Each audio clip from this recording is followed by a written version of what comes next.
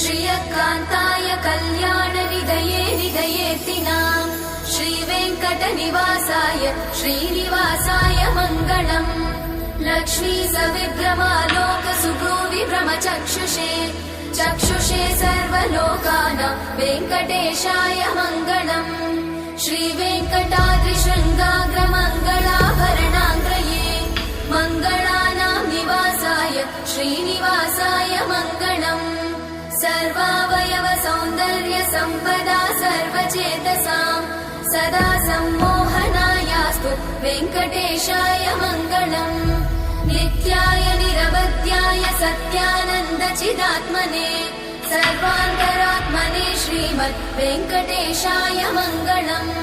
स्वतः सर्वविदे सर्वशक्तये सर्वशेषिने सुलभाय सुशीलाय वेङ्कटेशाय मङ्गलम्।